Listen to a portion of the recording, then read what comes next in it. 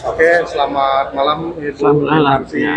Bu, minta tanggapan sedikit terkait hakim yang tertangkap di Surabaya, 3 orang itu eh, sampai mencapai 1 triliun. Tanggapan Ya. sebagai pakar hukum atau seperti apa? Ya. Nah, jadi kalau saya lihat itu kejadian yang luar biasa dibandingkan dengan dulu-dulu. Jadi apa yang bisa kita lihat bahwa perkara yang namanya sudah diputuskan oleh wakil Tuhan akhirnya bisa diralat dalam waktu yang sangat singkat. Hanya segera setelah Pak Prabowo diangkat sebagai presiden. Jadi, tapi yang juga kita lihat bukan hanya itu. Dulu-dulu tidak pernah ada sampai bisa ditangkap dan akhirnya punya uang sampai perantaranya punya uang sampai 1 M. Yang lain lagi kalau kita lihat bukan hakimnya saja, tapi pengacaranya juga. Jadi belum ada tim lain yang kena. Ini belum bersambung, barangkali masih bersambung. Jadi sepertinya sekarang itu mau dituntaskan kejahatan. Jadi kalau dilihat dari dalam waktu 1 hari sudah bisa membuat keputusan lain, artinya sudah mulai takut pengadilan. Bu, artinya ini udah termasuk suap atau korupsi, Bu? Kalau korupsi atau suap ya tergantung bidang hukum lah, saya nggak orang gitu. Artinya ini dengan koruptor seperti ini hukuman yang pantas buat mereka seperti apa?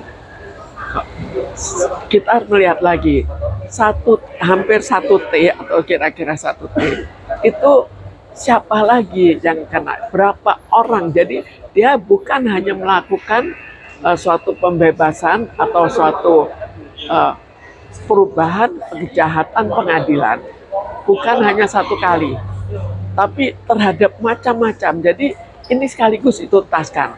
Saya yakin bahwa cukup banyak hal-hal yang semacam itu yang terjadi. Dulu juga pernah ditangkap, tapi kok penangkapan dulu tidak sebanyak ini. Jadi terkesan penangkapan dulu hanya sebagian ketemu sudah stop, yang lain tidak tahu kemana. Tapi ini kan dituntaskan. Jadi yang saya lihat kehebatan sekarang adalah dalam pentuntasan baik orangnya maupun jumlahnya. Terakhir dari saya, Bu, hukuman yang pantas untuk seorang suap apa koruptor ini apa, Bu? Kita sesuaikan dengan peraturan.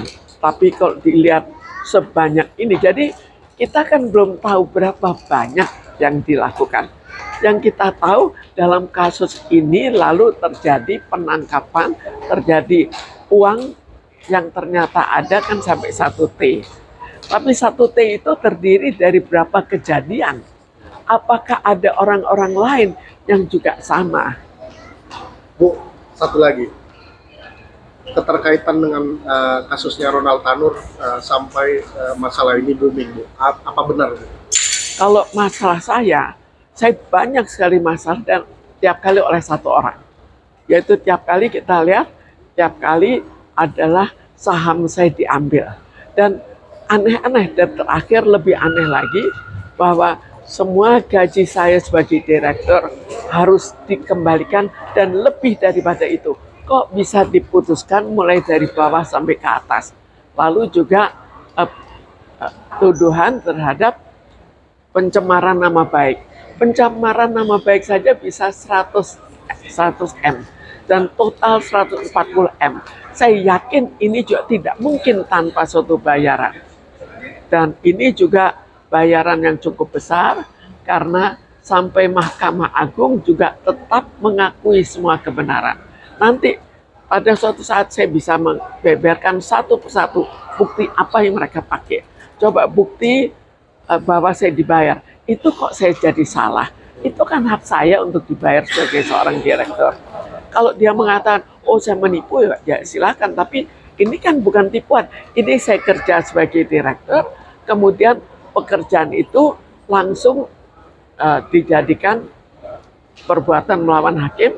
Akhirnya ada akte yang mereka bikin itu juga saya lagi yang salah. Lalu ada lagi perkara yang mereka laporkan ke kepolisian tidak menganggap saya salah, tapi pengadilan anggap saya salah. Jadi saya akhirnya bingung kok segampang itu.